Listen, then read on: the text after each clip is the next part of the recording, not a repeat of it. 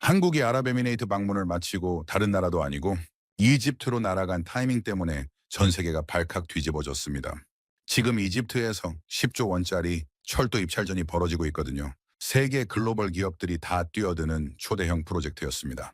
그런데 한국이 치트키를 들고 간 거예요. 하지만 문제는 이집트가 극한 환경이라는 점이었습니다. 45도 폭염에 사막 모래가 필터를 막고 배터리는 과열되죠. 심지어 출퇴근 마비로 경제 손실만 연간 수천억 원이었지만 선진국들도 10년 넘게 해결을 못하고 있었어요. 근데 한국이 등장하자 단 2년 만에 이 모든 문제를 해결했다는 겁니다. 도대체 한국이 무슨 마법을 부린 걸까요? 그 놀라운 기술 외교의 이야기 지금 바로 시작합니다. 저는 이집트 카이로에서 교통부 철도국장으로 일하고 있는 마흐무드 알파티입니다. 올해 52살이고요. 이 일을 한 지 벌써 25년이 됐네요. 매일 아침 사무실 창문으로 보이는 풍경이 있습니다. 카이로 시내 도로를 가득 메운 차량들이죠.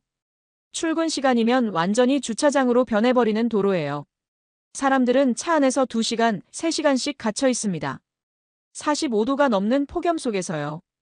제 책상 위에는 늘 민원 서류가 쌓여 있어요. 트램이 또 고장났다. 지하철이 멈췄다. 이런 내용들 뿐이죠. 특히 프랑스에서 들여온 트램은 정말 골칫거리였습니다. 처음 도입할 때만 해도 최고의 기술이라고 했거든요. 그게 벌써 15년 전 일입니다. 제가 당시 철도 현대화 프로젝트 책임자였어요. 프랑스 알스톰이라는 회사가 100% 성공을 보장한다고 했죠. 유럽 최고의 기술이니 믿으라고 했습니다. 저는 그 말을 믿었어요. 결과는 참담했습니다. 2년도 안 돼서 고장이 속출했죠. 사막 모래가 필터를 막고 폭염에 냉각 시스템이 다운되고 배터리는 수시로 과열됐어요. 수리비만 수천억 원이 들어갔습니다. 국회에서 청문회가 열렸어요. 신문 일면에 제 사진이 실렸죠. 국가 예산을 낭비한 무능한 공무원이라고요. 아내는 그때 제 손을 잡고 말했습니다. 당신 잘못이 아니라고요. 하지만 저는 알고 있었어요. 제가 제대로 검증하지 않았다는 걸요. 그 이후로 저는 모든 외국 기술에 대해 극도로 조심스러워졌습니다. 아니, 솔직히 말하면 불신하게 됐죠. 특히 유럽 회사들의 말은 절대 믿지 않기로 했어요. 집에 돌아오면 딸 라일라가 늘 케이팝을 듣고 있습니다. 올해 22살이 된 딸은 방탄소년단이라는 그룹의 열렬한 팬이에요. 한국어도 독학으로 배우고 있죠. 저는 그런 딸을 보며 늘 말했습니다. 음악이야 좋지만 한국 같은 작은 나라가 기술적으로 뭘 알겠냐고요. 진짜 기술은 유럽이나 미국에 있다고 했어요. 딸은 그럴 때마다 한숨을 쉬며 방으로 들어가곤 했습니다. 그러던 어느 날이었어요. 사무실에 새로운 공문이 도착했죠. 이집트 정부가 10조 원 규모의 신규 철도망 구축 프로젝트를 시작한다는 내용이었습니다. 전국을 연결하는 초대형 프로젝트였어요. 제 가슴이 철렁 내려앉았습니다. 또 시작이구나 싶었죠. 또 어느 나라 회사가 와서 거짓말을 하겠구나. 또 저는 선택을 해야 하고 또 실패할지도 모른다는 생각이 들었어요. 상사인 하산 차관이 제 사무실로 들어왔습니다. 그는 친유럽파로 유명한 사람이에요.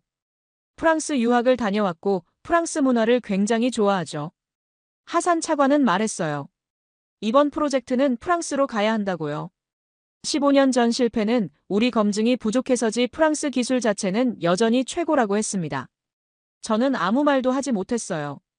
그날 밤 집에 돌아와서 딸에게 물었습니다. 넌 왜 한국을 그렇게 좋아하냐고요. 라일라는 잠시 생각하더니 대답했죠. 아빠, 한국 사람들은 불가능을 가능으로 만들거든요. 60년 전에는 세계 최빈국이었는데 지금은 기술 강국이잖아요. 그게 멋있어요. 저는 딸의 그 말이 계속 머릿속을 맴돌았습니다.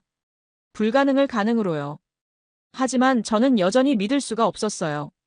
15년 전의 상처가 너무 깊었거든요. 입찰 공고가 나갔습니다. 전 세계 철도 회사들이 관심을 보이기 시작했죠. 프랑스, 독일, 일본, 중국 그리고 한국까지요. 한국이라는 이름을 보는 순간 저는 피식 웃음이 나왔습니다. 작은 나라가 감히 이집트의 10조 원 프로젝트에 도전한다고요? 딸이 좋아하는 나라니까 입찰서라도 한번 읽어봐 줘야겠다는 생각뿐이었어요. 하지만 그때의 저는 몰랐습니다. 그 작은 나라가 제 인생을, 그리고 이집트 전체를 바꿔놓을 거라는 사실을요. 입찰 설명회가 열린 건 카이로 시내 최고급 호텔이었습니다. 각국의 철도 회사 대표들이 모여들었죠. 모두들 화려한 정장 차림에 자신감 넘치는 표정들이었어요. 프랑스 알스톰에서 온 장피에르 뒤퐁 부사장이 제일 먼저 프레젠테이션을 시작했습니다. 60대 초반으로 보이는 그는 완벽한 영어로 말했죠. 유럽의 기술력은 200년 역사를 가지고 있다고요. 이집트 같은 시장에는 검증된 유럽 기술만이 답이라고 했습니다. 화면에는 파리 지하철, 런던 지하철 사진들이 떴어요. 그리고 15년 전 이집트에 납품했던 바로 그 트램 사진도 나왔습니다. 제 가슴이 철렁했죠. 장피에르는 당당하게 말했어요. 과거의 작은 문제들은 이집트 측 유지보수 미흡 때문이었다고요. 이번에는 완벽한 기술 지원을 약속한다고 했습니다. 저는 주먹을 꽉 쥐었어요. 저 사람이 바로 15년 전 저한테 거짓말했던 바로 그 사람이었거든요. 독일 지멘스 차례가 됐습니다. 토마스 슈미트라는 엔지니어가 나왔어요. 독일 특유의 정확성을 강조하며 0.01% 오차도 용납하지 않는다고 했죠. 화면에는 복잡한 기술 도표들이 가득했습니다. 일본 회사는 신칸센 이야기를 했어요. 60년간 단 한 건의 사고도 없었다고요. 안전성을 최우선으로 한다는 말을 반복했습니다. 그리고 한국 차례가 왔어요. 현대로템이라는 회사에서 온 김태준이라는 사람이었습니다. 45살쯤 돼 보이는 그는 다른 사람들처럼 화려한 정장이 아니라 수수한 차림이었어요. 김태준은 프레젠테이션을 시작했습니다. 그런데 첫 마디부터 충격이었죠. 솔직히 말씀드리겠습니다. 저희도 사막 환경은 처음입니다만요. 회의장이 술렁거렸어요. 모두들 놀란 표정이었죠. 보통은 자기들이 뭐든 다 할 수 있다고 하는데 저렇게 솔직하게 말하는 사람은 처음 봤거든요. 김태준은 계속 말했습니다. 하지만 저희는 두바이에서 2년간 트램을 운영했고요. 그 기간 동안 단 한 번도 멈춘 적이 없었습니다. 45도 폭염에서요. 데이터를 보여드리겠습니다. 화면에 실제 운행 데이터가 떴어요. 일별, 월별, 계절별로 정리된 상세한 기록들이었습니다. 고장률 0%, 정시 운행률 99.8%였죠. 그는 또 말했어요. 이집트는 두바이보다 규모가 큽니다. 그래서 저희는 최소 2년간의 추가 실증이 필요하다고 생각합니다. 100% 성공을 장담할 수는 없어요. 하지만 100% 정직하게 일하겠습니다. 저는 그 말을 듣는 순간 뭔가 이상한 느낌이 들었어요. 15년 전 프랑스 사람들은 100% 성공을 보장한다고 했거든요. 근데 한국 사람은 정반대였죠. 프레젠테이션이 끝나고 질의응답 시간이 됐습니다. 장피에르가 손을 들었어요. 한국 회사 측에 묻겠습니다. 실증이 필요하다는 건 기술력이 부족하다는 뜻 아닙니까? 김태준은 잠시 생각하더니 대답했습니다. 기술력이 부족한 게 아니라 책임감이 크다는 뜻입니다. 저희는 납품하고 끝이 아니라 20년, 30년 같이 가야 한다고 생각하거든요. 하산 차관이 질문했어요. 그럼 비용은 얼마나 드나요? 김태준의 답변이 또 놀라웠습니다. 프랑스나 독일보다 20% 저렴합니다. 하지만 가격이 중요한 게 아니라 생애주기 비용이 중요하죠. 저희 제품은 유지보수 비용이 절반입니다. 회의가 끝나고 복도에서 장피에르가 제게 다가왔어요. 그는 웃으며 말했습니다. 마흐무드, 자네 아직도 15년 전 일 때문에 우리한테 화가 났나? 이번엔 다를 걸세. 한국 같은 신생업체 말고 우리처럼 검증된 회사를 선택하게. 저는 아무 말도 하지 않았어요. 하지만 속으로는 생각했죠. 검증됐다고? 15년 전에도 그렇게 말했잖아. 사무실로 돌아오니 딸에게서 문자가 와 있었습니다. 아빠, 한국 회사 프레젠테이션 어땠어요? 정직했죠? 저는 딸의 문자를 보며 피식 웃었어요. 어떻게 알았지? 그래, 정직하긴 했어. 하지만 정직하다고 해서 실력이 있는 건 아니잖아. 그날 밤 집에 돌아와서 한국 회사 자료를 다시 펼쳐봤습니다. 두바이 트램 2년 무고장 운행이라는 문구가 눈에 들어왔어요. 정말일까? 진짜 한 번도 안 멈췄을까? 의심이 들었지만 동시에 궁금하기도 했습니다. 만약 정말이라면요? 만약 저 사람들이 진짜 거짓말을 안 하는 사람들이라면요? 하지만 곧 고개를 저었어요. 15년 전에도 저는 이렇게 희망을 가졌었거든요. 그리고 그 희망은 산산조각이 났죠. 다시는 속지 않겠다고 다짐했었는데 또 흔들리고 있었습니다. 침대에 누워서도 잠이 오지 않았어요. 김태준의 그 말이 계속 맴돌았죠. 100% 정직하게 일하겠습니다. 정직이라는 단어가 이렇게 무겁게 느껴진 적이 없었어요. 입찰 설명회가 끝나고 일주일이 지났습니다. 각 회사들은 정식 제안서를 제출했고요. 저희 평가위원회는 검토에 들어갔죠. 그런데 이상한 일이 벌어졌어요. 하산 차관이 평가위원 전체 회의를 소집한 겁니다. 보통은 제가 주관하는 회의인데 차관이 직접 나선 건 처음이었죠. 회의실에 들어서자마자 분위기가 심상치 않았어요. 하산 차관 옆에는 프랑스 대사관 경제참사관이 앉아 있었습니다. 공식 평가 회의에 외국 외교관이 참석한다는 게 말이 됩니까? 하산 차관이 입을 열었어요. 여러분, 이번 프로젝트는 단순한 철도 사업이 아닙니다. 이집트와 프랑스의 외교 관계가 걸린 문제죠. 프랑스는 우리의 오랜 우방국입니다. 그는 계속 말했습니다. 프랑스 알스톰으로 이미 결정이 났어요. 물론 형식적으로는 공정한 평가를 거치겠지만 결론은 정해져 있습니다. 이건 위에서 내려온 결정이에요. 저는 믿을 수가 없었어요. 공개 입찰이라고 해놓고 뒤에서는 이미 결정이 났다고요? 그럼 다른 회사들은요? 한국 회사는요? 손을 들고 질문했습니다. 차관님, 한국 현대로템의 제안서는 검토해 보셨습니까? 두바이 실적이 상당히 인상적인데요. 하산 차관은 차갑게 웃었어요. 마흐무드, 자네 15년 전 일 때문에 아직도 프랑스를 원망하나? 그건 자네가 제대로 검증 안 한 거지 프랑스 탓이 아니야. 이번엔 다를 걸세. 그 말을 듣는 순간 머리끝까지 화가 치밀었습니다. 제 잘못이라고요? 거짓말한 건 프랑스인데요.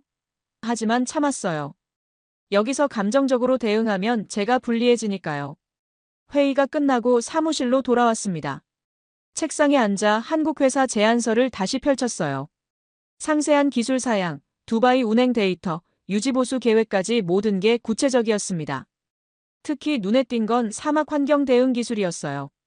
0.1mm 모래 입자까지 차단하는 3중 필터 시스템, 차량 바닥 전체 냉각 장치, 배터리 열 관리 시스템까지요. 프랑스 제안서에는 이런 구체적인 내용이 없었거든요. 그때 사무실 문이 열렸습니다. 딸 라일라가 점심 도시락을 들고 온 거예요. 대학교 수업이 일찍 끝났다며 아버지 얼굴이나 보러 왔다고 했죠. 라일라는 제 책상 위에 서류를 보더니 물었어요. 아빠, 한국 회사 거 보고 있어요? 그렇다고 대답했더니 딸이 휴대폰을 꺼내 보여줬습니다. 한국 두바이 트램 2년간 고장 0건이라는 현지 언론 기사였어요. 영어로 된 기사에는 두바이 교통국장 인터뷰도 있었죠. 한국 트램은 45도에서도 단 한 번도 멈추지 않았다. 이건 기적이다. 우리가 유럽 회사들과 10년 동안 못 이룬 걸 한국이 2년 만에 해냈다. 저는 딸에게 물었어요. 넌 어떻게 이런 걸 찾았니? 라일라는 웃으며 대답했죠. 아빠, 전 한국어 할 줄 알잖아요. 한국 뉴스도 보고 한국철도 동호회 카페도 들어가 봤어요. 거기 사람들 진짜 자부심 대단해요. 자기네 기술 세계 최고래요. 딸의 말을 듣다 보니 묘한 생각이 들었습니다. 제가 15년 동안 프랑스만 보고 있었던 건 아닐까요? 세상은 변했는데. 저만 과거에 갇혀 있었던 건 아닐까요? 하지만 곧 고개를 저었어요. 아니야, 조심해야 해. 15년 전에도 이렇게 희망을 가졌다가 무너졌잖아. 다시는 그런 실수하지 않겠다고 다짐했잖아. 라일라는 아버지 표정을 보더니 말했습니다. 아빠, 전 아빠가 옳은 선택하실 거라고 믿어요. 15년 전 아빠 잘못이 아니었어요. 아빠가 제일 잘 아시잖아요. 딸이 돌아간 후 저는 오랫동안 창밖을 바라봤어요. 카이로 시내 도로는 오늘도 차들로 가득했습니다. 사람들은 폭염 속에서 몇 시간씩 갇혀 있었죠. 이게 매일 반복되는 일상이에요. 제 선택 하나가 수백만 이집트 국민의 삶을 바꿀 수 있습니다. 잘못된 선택은 또다시 수천억 원의 손실을 가져올 거예요. 하지만 올바른 선택은 이집트의 미래를 바꿀 수 있죠. 저는 결심했습니다. 직접 확인해 보겠다고요. 두바이에 가서 제 눈으로 보겠다고요. 한국 트램이 정말로 2년간 한 번도 안 멈췄는지, 45도에서 정말 작동하는지 직접 확인하겠다고 결심했어요. 하산 차관에게 보고했습니다. 두바이 출장을 가겠다고요. 한국 트램 실사를 위해서라고 했죠. 차관은 코웃음을 쳤어요. 마흐무드, 시간 낭비하지 말게. 결정은 이미 났다고 했잖아. 두바이 가봤자 소용없어. 하지만 저는 고집했습니다. 평가위원장으로서 제 권한입니다. 모든 후보 기술을 공정하게 평가할 의무가 있어요. 차관은 한숨을 쉬더니 허락했습니다. 하지만 경고했죠. 자네가 이상한 결정 내리면 책임은 자네가 지는 거야. 15년 전처럼 또 실패하면 이번엔 진짜 끝이야. 그날 밤 집에 돌아와서 라일라에게 말했어요. 아빠가 두바이 간다. 내가 믿는 한국 기술 직접 보고 올게. 딸은 환하게 웃으며 말했습니다. 아빠, 놀라실 거예요. 한국 사람들은 진짜 달라요. 비행기 표를 예매했습니다. 일주일 후 출발이었죠. 한국 현대로템 측에 연락했더니 김태준이라는 사람이 직접 두바이 공항에서 마중 나오겠다고 했어요. 저는 짐을 싸면서 생각했습니다. 이번이 마지막 기회다. 제대로 확인하자. 더 이상 속지 말자. 하지만 동시에 작은 희망도 있었어요. 혹시 정말로 한국이 다를까? 혹시 딸 말이 맞을까? 10년 만에 처음으로 제 마음속 얼어붙었던 뭔가가 조금씩 녹기 시작하는 것 같았습니다. 두바이행 비행기를 타기 전날 밤이었습니다. 사무실에서 마지막 서류 정리를 하고 있는데 갑자기 문이 열렸어요. 장피에르 뒤퐁이었습니다. 그는 제 책상에 서류 뭉치를 탁 내려놓았어요. 마흐무드, 이거 읽어보게. 한국 회사에 대한 우리 조사 자료일세. 서류를 펼쳐보니 소름이 돋았습니다. 한국 현대로템이 과거 남미에서 프로젝트 지연 사례가 있었다는 내용이었어요. 품질 문제로 소송까지 갔다는 기록도 있었죠. 장피에르는 의자에 앉으며 말했습니다. 자네 두바이 간다며? 시간 낭비일세. 한국 애들은 작은 프로젝트나 하는 거야. 이집트 같은 대형 프로젝트는 경험이 없어. 저는 서류를 다시 보며 물었어요. 이게 사실입니까? 물론이지. 우리 정보망을 믿게. 유럽 철도 업계는 서로 정보를 공유하거든. 한국은 아직 멀었어. 장피에르가 나간 후 저는 그 서류를 계속 들여다봤습니다. 정말일까? 한국이 거짓말을 한 걸까? 아니면 프랑스가 방해 공작을 하는 걸까? 혼란스러웠어요. 하지만 다음 날 아침 두바이로 출발했습니다. 직접 확인해야 한다는 생각이 더 강했거든요. 두바이 공항에 도착하니 김태준이 나와 있었어요. 그런데 혼자가 아니었습니다. 박서연이라는 여성 엔지니어와 이동욱이라는 현장 총괄이 함께 왔더라고요. 김태준이 악수를 청하며 말했습니다. 국장님, 먼 길 오시느라 수고하셨습니다. 저희 트램 직접 보여드리겠습니다. 차를 타고 가는 동안 저는 장피에르가 준 서류 얘기를 꺼냈어요. 남미 프로젝트 지연과 소송건에 대해 아느냐고요. 김태준은 잠시 침묵하더니 고개를 끄덕였습니다. 아, 그거요. 사실입니다. 제 심장이 철렁 내려앉았어요. 역시 문제가 있었구나. 하지만 김태준은 계속 말했어요. 그 프로젝트는 저희 잘못이 아니었습니다.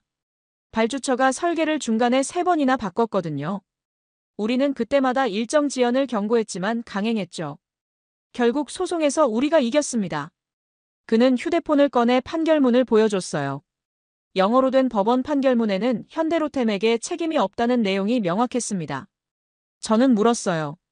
그럼 왜 프랑스는 거짓 정보를 줬을까요? 박서연이 웃으며 대답했죠.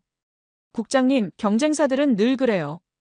특히 유럽 회사들은 한국을 무시하고 싶어 하거든요. 근데 무시할 수 없으니까 방해하는 거죠. 차가 두바이 트램 차량 기지에 도착했습니다.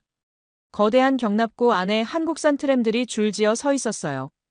이동욱이 설명을 시작했습니다. 국장님, 여기 보시면 저희가 2년 동안 운행한 모든 데이터가 있습니다. 그는 컴퓨터 화면을 켰어요. 일별, 시간별, 심지어 분 단위까지 모든 운행 기록이 남아 있었습니다.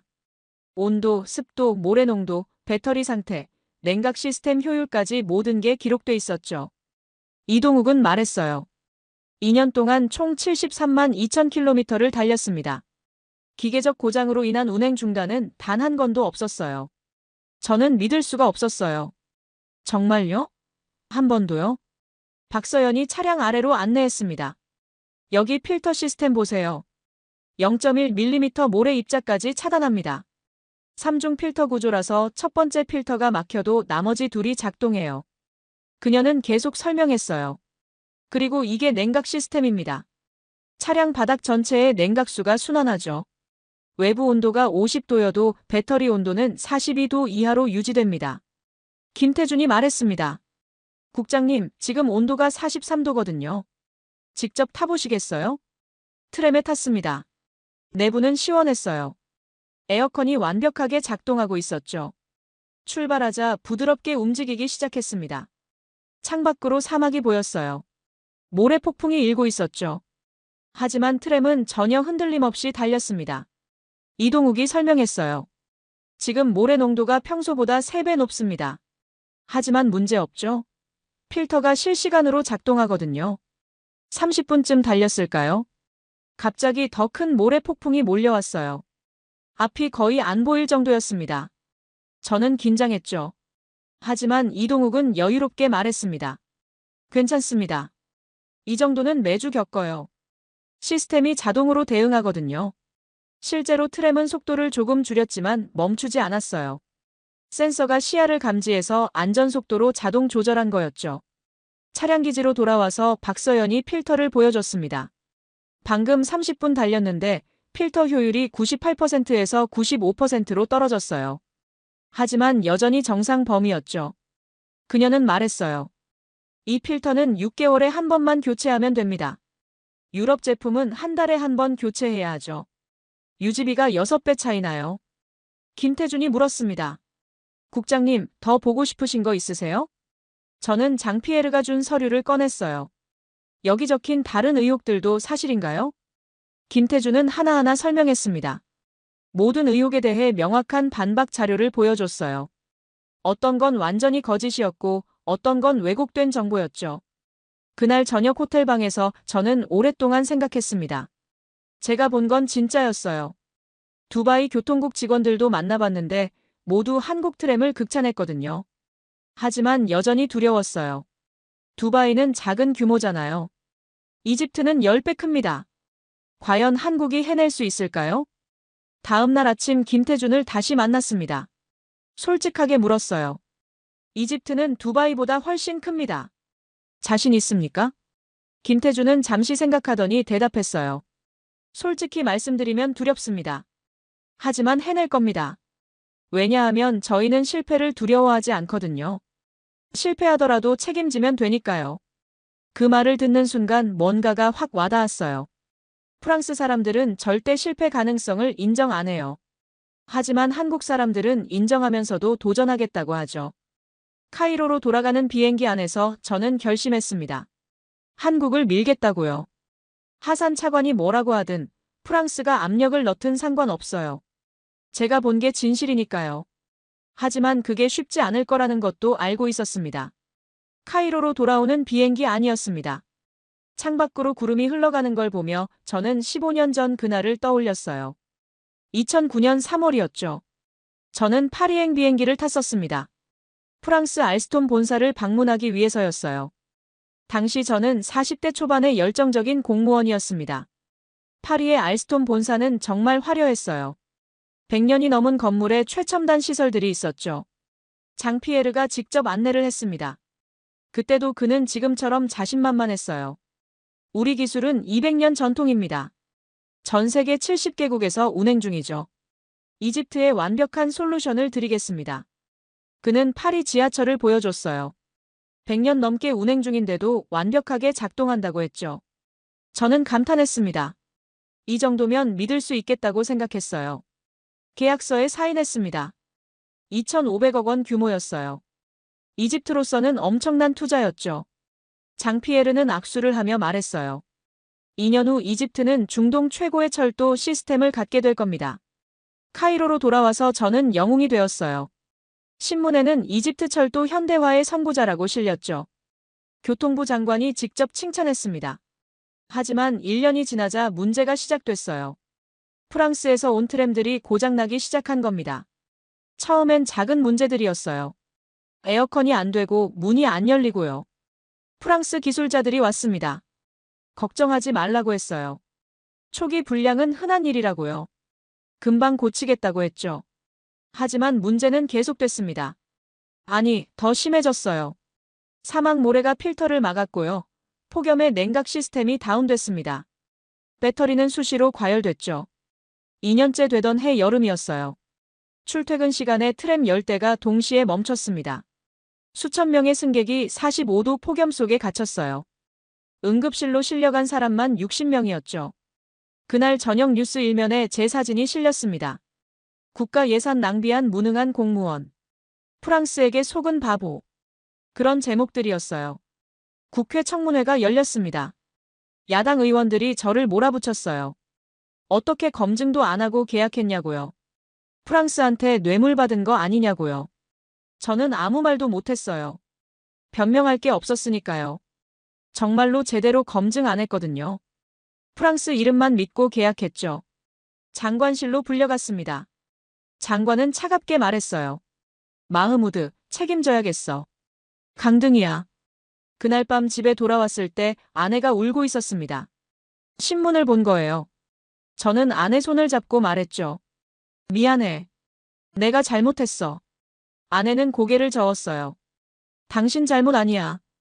프랑스가 거짓말한 거지. 누가 알았겠어요. 유럽 최고 회사가 저럴 줄. 하지만 저는 알고 있었어요. 제가 제대로 검증했어야 했다는 걸요. 직접 파리 지하철만 볼 게 아니라 사막 환경에서 테스트했어야 했다는 걸요. 강등됐습니다. 철도국장에서 일반 사무관으로요. 10년이 걸려서 다시 국장으로 돌아왔어요. 그 10년 동안 저는 다짐했습니다. 다시는 속지 않겠다고요. 비행기가 흔들렸습니다. 난기류였어요. 저는 화들짝 놀라며 현실로 돌아왔죠. 옆자리 승객이 물었어요. 괜찮으세요? 네, 괜찮습니다. 그냥 옛날 생각을 했어요. 하지만 괜찮지 않았어요. 제 손이 떨리고 있었거든요. 식은땀이 났습니다. 두바이에서 본 한국 트램이 자꾸 떠올랐어요. 완벽했죠. 2년간 무고장이었고요. 45도에서도 작동했어요. 데이터도 완벽했습니다. 하지만 동시에 15년 전 파리에서 본 지하철도 떠올랐어요. 그것도 완벽해 보였거든요. 장피에르의 자신감 넘치는 말도요. 그럼 이번엔 어떻게 다를까요? 한국도 결국 똑같지 않을까요? 처음엔 잘 되다가 나중에 문제가 생기는 거 아닐까요? 머릿속이 복잡했습니다. 이성적으로는 한국을 믿어야 한다는 걸 알았어요. 데이터가 있고 실증이 있고 기술이 검증됐으니까요. 하지만 감정적으로는 두려웠습니다. 또 실패하면요? 또 국회 청문회에 불려가면요? 또 신문 일면에 실리면요? 이번엔 진짜 끝이에요. 복구할 수 없죠. 게다가 이번엔 규모가 10배 큽니다. 15년 전은 2,500억이었지만 이번엔 10조 원이에요. 실패하면 이집트 경제에 큰 타격이죠. 카이로 공항에 도착했습니다. 딸 라일라가 마중 나와 있었어요. 아빠, 어땠어요? 한국 트램 정말 대단하죠? 저는 웃으며 고개를 끄덕였어요. 그래, 놀라웠어. 내 말이 맞았어. 그럼 한국으로 결정하는 거예요? 그 질문에 저는 대답할 수가 없었습니다. 입이 떨어지지 않았어요. 딸은 제 표정을 보더니 알았다는 듯이 말했죠. 아빠, 또 15년 전 생각하시는 거죠? 저는 놀랐어요. 어떻게 알았어? 라일라는 제 손을 잡았습니다. 아빠, 그건 아빠 잘못이 아니었어요. 프랑스가 나쁜 거였죠. 이번엔 달라요. 한국은 진짜 정직하잖아요. 집에 도착해서 저는 서재에 혼자 앉아 있었습니다. 책상 위에는 한국 회사 자료와 프랑스 회사 자료가 나란히 놓여 있었어요. 이성과 감정이 싸우고 있었습니다. 이성은 말했어요. 데이터를 믿어라. 한국을 선택해라. 하지만 감정은 속삭였죠. 조심해라. 또 속을 수 있어. 안전하게 프랑스로 가라. 최소한 책임은 덜하잖아. 그때 딸이 문을 열고 들어왔어요. 따뜻한 차를 가져왔죠. 라일라는 말했습니다. 아빠, 15년 전에도 아빠는 옳은 선택을 하려고 했어요. 단지 정보가 부족했을 뿐이죠. 이번엔 정보가 있잖아요. 직접 보셨잖아요. 딸의 말이 맞았어요. 15년 전엔 파리 지하철만 봤습니다. 사막에서 테스트는 안 했죠. 하지만 이번엔 직접 두바이 사막에서 봤어요. 2년간 실증 데이터도 확인했고요. 그럼 이번엔 달라야 하는 거 아닐까요? 저는 깊은 숨을 들이쉬었습니다. 결정할 시간이 다가오고 있었어요. 다음 날 아침 사무실에 출근하자마자 김태준에게서 이메일이 와 있었습니다. 두바이 방문 감사하다는 내용이었어요. 그리고 추가 자료를 첨부했다고 했죠. 파일을 열어봤습니다. 놀라웠어요. 한국이 중동에서 한 모든 프로젝트의 상세 데이터였거든요. 사우디 무인 지하철, 카타르 월드컵 메트로, 두바이 트램까지요. 각 프로젝트마다 운행 데이터, 고장 이력, 유지 보수 기록이 전부 있었습니다. 심지어 고객 만족도 조사 결과까지요. 모든 프로젝트에서 90% 이상 만족도였어요. 그런데 더 놀라운 건 따로 있었습니다. 각 프로젝트에서 발생했던 작은 문제들까지 전부 기록돼 있었어요. 그리고 그걸 어떻게 해결했는지도 상세하게 적혀 있었죠. 보통 회사들은 문제는 숨기고 좋은 것만 보여주잖아요. 근데 한국은 문제까지 투명하게 공개하는 거예요. 저는 김태준에게 전화를 걸었습니다. 왜 문제까지 공개하십니까? 저희한테 불리한 정보 아닙니까? 김태준이 웃으며 대답했어요. 국장님, 문제 없는 프로젝트는 없습니다. 중요한 건 문제를 어떻게 해결하느냐죠. 저희는 모든 문제를 24시간 안에 해결했어요. 그게 저희 자랑입니다. 그 말을 듣는 순간 뭔가가 확 와닿았습니다. 프랑스는 문제가 없다고 거짓말했어요. 한국은 문제는 있지만 해결했다고 정직하게 말하죠. 며칠 후 박서연이라는 여성 엔지니어가 카이로로 왔습니다. 기술 설명회를 하겠다고 해서 평가위원들을 모았어요. 박서연은 38살쯤 돼 보이는 여성이었습니다. 작은 체구의 안경을 낀 모습이었죠. 하지만 입을 열자마자 분위기가 달라졌어요. 그녀는 칠판에 그림을 그리기 시작했습니다. 사막 환경에서 트램이 어떻게 작동하는지 물리학부터 설명하더라고요. 모래 입자는 0.01mm부터 1mm까지 다양합니다. 각 크기별로 다른 필터가 필요해요. 저희는 3중 필터 시스템을 만들었습니다. 그녀는 계속 설명했어요. 첫 번째 필터는 1mm 이상 큰 입자를 거릅니다. 두 번째는 0.1mm, 세 번째는 0.01mm까지 차단하죠. 평가위원 중 한 명이 질문했습니다. 그럼 필터가 막히면 어떻게 됩니까? 박서연은 미소 지으며 대답했어요. 좋은 질문입니다. 3중 시스템이라서 한 개가 막혀도 나머지가 작동해요. 게다가 자동 세척 기능이 있어서 주행 중에도 청소됩니다. 다른 위원이 물었어요. 배터리 과열 문제는요? 박서연의 눈이 반짝였습니다. 그게 제 전문 분야예요. 10년 동안 연구했거든요. 그녀는 노트북을 열어 복잡한 도표를 보여줬습니다. 배터리 열 관리 시스템이었어요. 차량 바닥 전체의 냉각수가 순환합니다. 배터리 온도가 40도를 넘으면 자동으로 냉각이 강화돼요. 50도 환경에서도 배터리는 42도 이하로 유지됩니다. 저는 물었어요. 10년 연구했다고 했는데 왜 그렇게 오래 걸렸습니까? 박서연은 진지하게 대답했습니다. 사막 환경은 실험실과 달라요. 실제로 사막에 나가서 테스트해야 하거든요. 저는 사우디 사막에서 5년, 두바이에서 5년 살았어요. 그 말에 회의실이 조용해졌습니다. 10년을 사막에서 살면서 연구했다고요? 그 정도 열정이면 믿을 만하지 않을까요? 회의가 끝나고 박서연과 개인적으로 이야기를 나눴습니다. 왜 그렇게까지 하느냐고 물었어요. 그녀는 웃으며 대답했죠. 저는 완벽주의자예요. 0.1mm 오차도 못 참거든요. 제가 만든 시스템은 반드시 완벽해야 해요. 그런 사람이 10년 연구한 시스템이라면 믿을 수 있지 않을까요? 며칠 후 이동욱이라는 현장 총괄도 카이로에 왔습니다. 42살의 그는 두바이에서 2년간 트램을 직접 운영한 사람이었어요. 그는 제게 두꺼운 파일을 건넸습니다. 2년간의 모든 운행 일지였어요. 국장님, 이거 보세요. 매일매일 기록했습니다. 온도, 습도, 모래 농도, 승객수 모든 걸 기록했어요. 저는 파일을 넘겨봤습니다. 정말 매일 빠짐없이 기록돼 있었어요. 심지어 주말에도 기록이 있었죠. 주말에도 일하셨어요? 이동욱이 웃었습니다. 트램은 주말도 돌아가잖아요. 저도 당연히 일하죠. 2년 동안 휴가 한 번 안 갔어요. 왜 그렇게까지 하십니까? 이동욱은 진지해졌습니다. 국장님, 트램 한 대에 200명이 타요. 제가 실수하면 200명이 위험해져요. 그래서 완벽하게 관리해야 합니다. 그날 저녁 한국팀 셋이서 저를 저녁 식사에 초대했습니다. 카이로 시내의 작은 한식당이었어요. 식사하면서 그들의 이야기를 들었습니다. 김태준은 20년간 철도 영업을 해왔다고 했어요. 박서연은 대학에서 박사 학위를 받고 10년을 사막 연구에 바쳤죠. 이동욱은 현장 경력이 25년이었어요. 김태준이 말했습니다. 국장님, 저희 셋 다 가족과 떨어져 지내요. 김 본부장은 아내와 아이들이 서울에 있고요. 박 박사는 남편이 한국에서 회사 다니고요. 이 총괄은 딸이 고등학생인데 혼자 한국에 있어요. 왜 그렇게까지 하십니까? 셋이 동시에 웃었어요. 그리고 박서연이 대답했습니다. 저희는 한국 기술을 세계 최고로 만들고 싶어요. 그게 저희 꿈이거든요. 김태준이 덧붙였죠. 15년 전만 해도 세계는 한국을 무시했어요. 작은 나라, 후진국 기술이라고 했죠. 근데 지금은 달라요. 저희가 증명했어요. 이동욱이 말했습니다.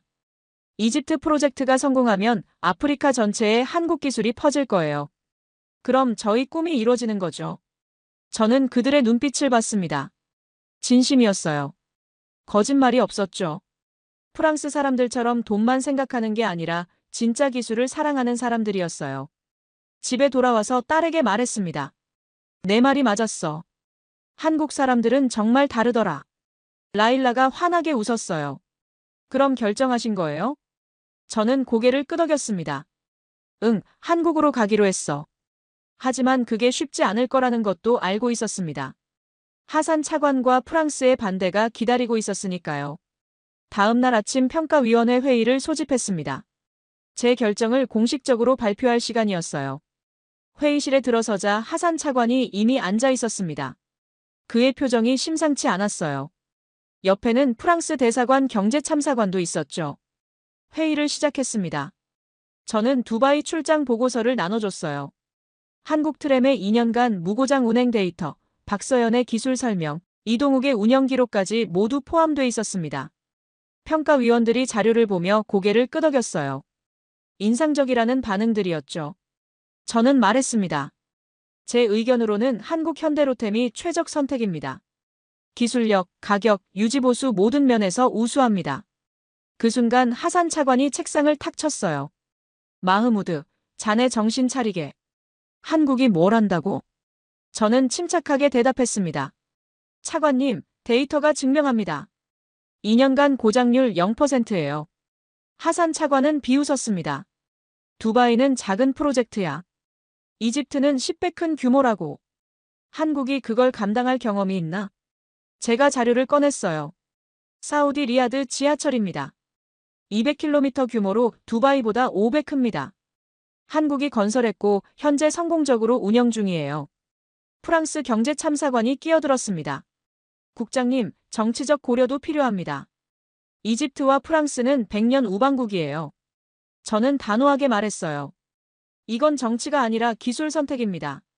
이집트 국민의 세금이 들어가는 프로젝트예요.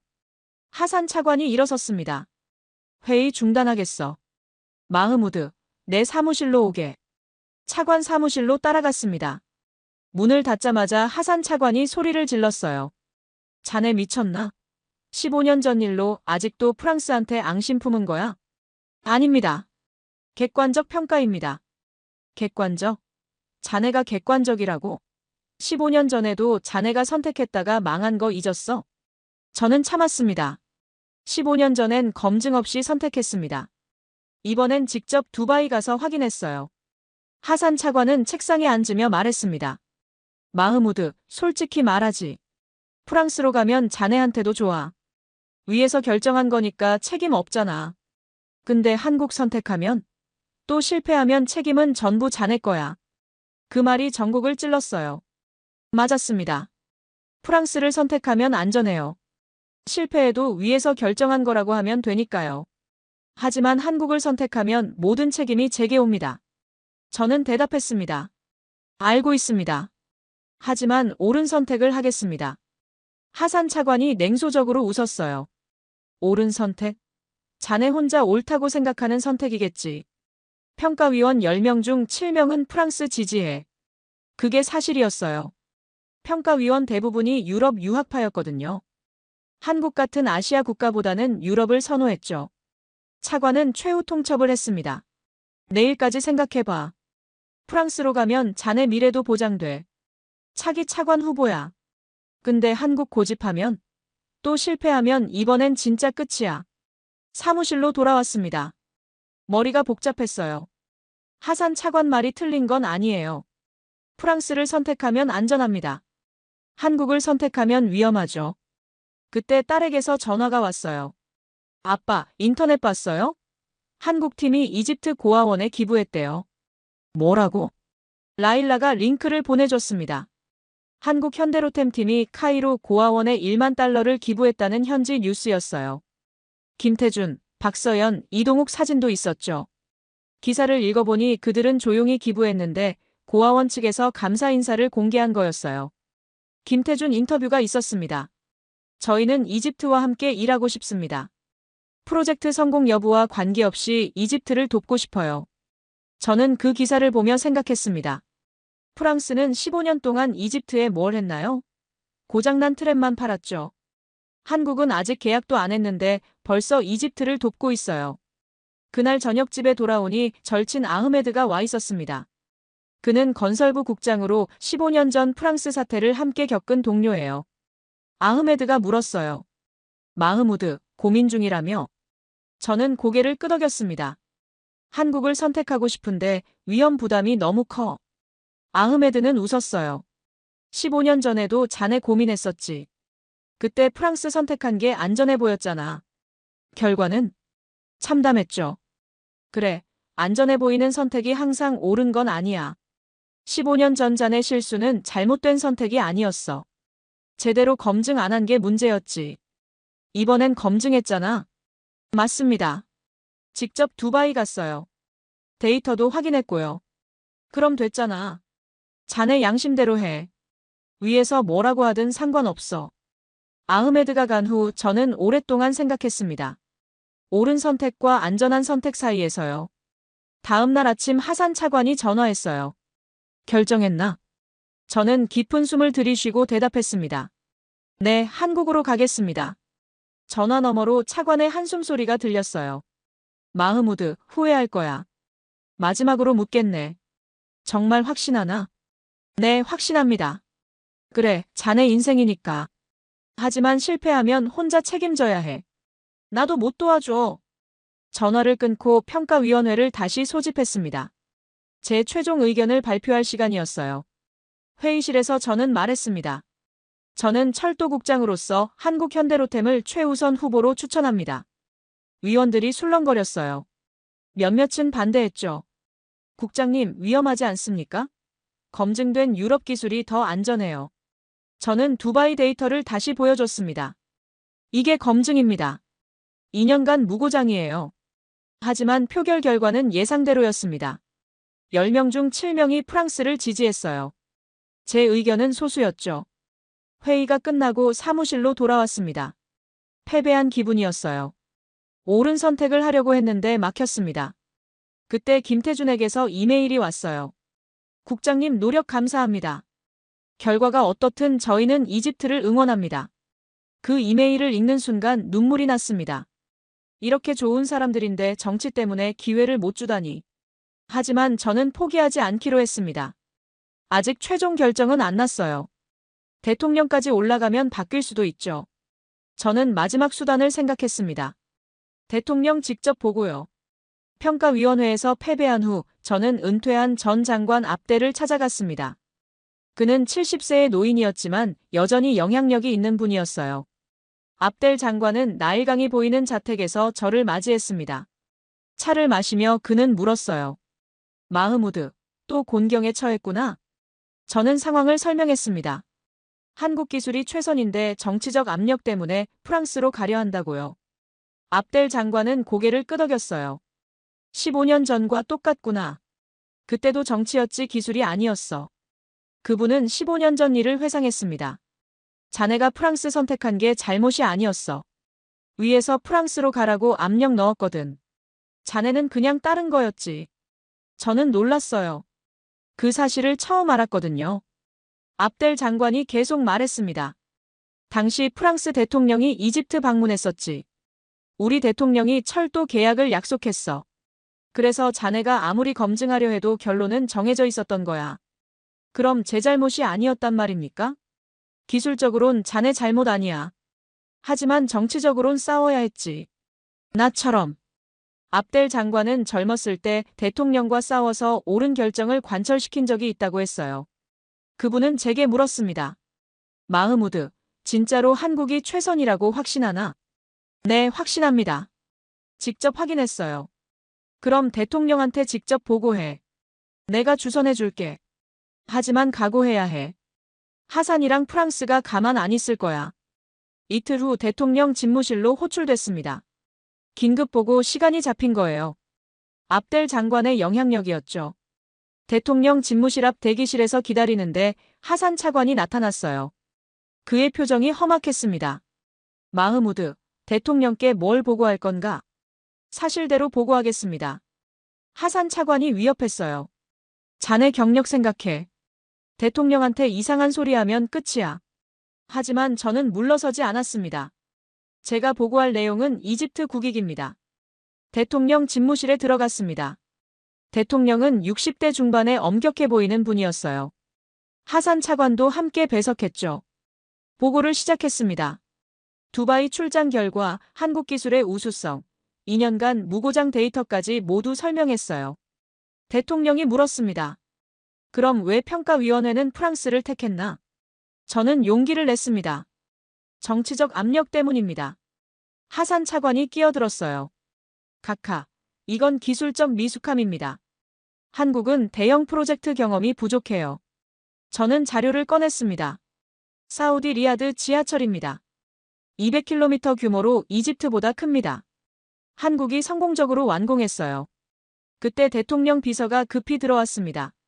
각하, UAE 대통령 각하로부터 긴급 전화입니다. 대통령이 전화를 받았어요. 스피커폰이었기 때문에 저희도 들을 수 있었습니다. UAE 대통령 목소리가 들렸어요.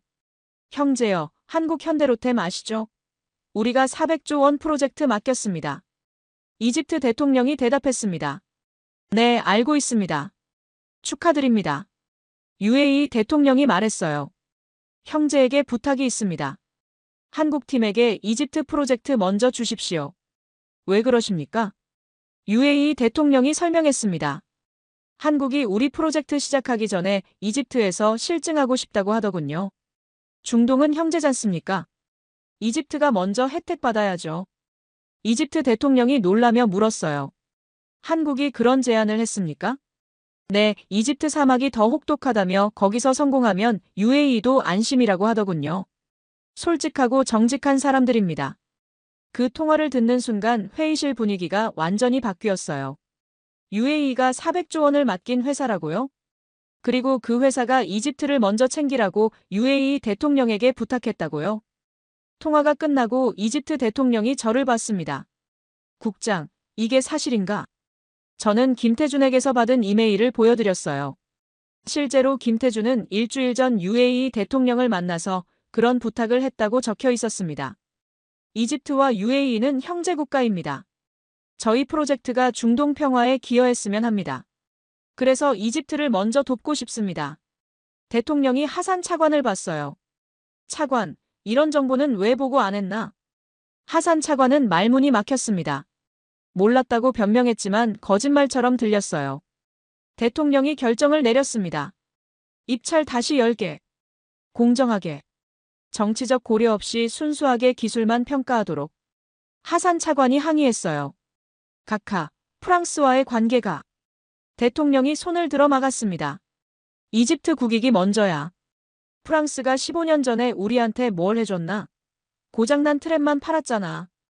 회의가 끝나고 나오는데 하산 차관이 제 팔을 잡았어요. 표정이 일그러져 있었습니다.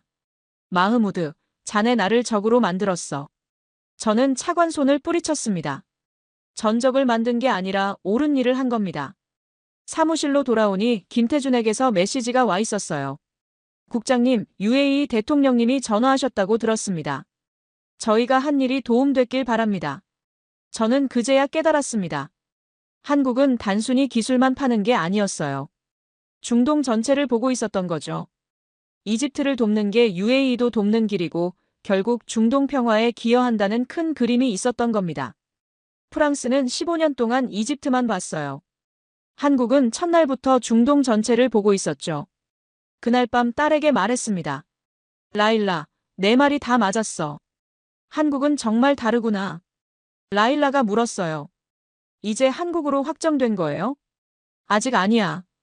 재입찰이 필요해. 하지만 이번엔 공정하게 평가될 거야. 하지만 저는 알고 있었습니다. 프랑스와 하산 차관이 가만히 있지 않을 거라는 걸요. 더 큰 싸움이 기다리고 있었어요. 재입찰 공고가 나간 후 일주일이 지났습니다. 최종 심사까지 일주일이 남은 시점이었어요. 그날 아침 사무실에 출근하니 책상 위에 봉투가 놓여 있었습니다. 발신인이 없었어요. 열어보니 충격적인 내용이었죠. 하산 차관이 프랑스 알스톰으로부터 50만 달러를 받았다는 증거 자료였습니다. 은행 거래 내역, 비밀 계약서까지 전부 있었어요. 누가 보낸 걸까요? 하지만 중요한 건 이게 사실이냐는 거였습니다. 저는 재무부에 협조를 요청해서 하산 차관 계좌를 조사했어요. 며칠 후 결과가 나왔습니다. 사실이었어요. 하산 차관은 15년 전부터 프랑스로부터 뇌물을 받아왔던 겁니다. 저는 즉시 대통령실에 보고했습니다. 대통령은 분노했어요. 하산을 당장 경질하고 검찰 조사에 넘기라고 지시했죠. 하산 차관이 체포됐습니다. 그리고 저는 임시 차관 대행으로 임명됐어요. 하지만 문제는 여기서 끝이 아니었습니다. 그날 오후 프랑스 대사가 외교부를 통해 항의했어요.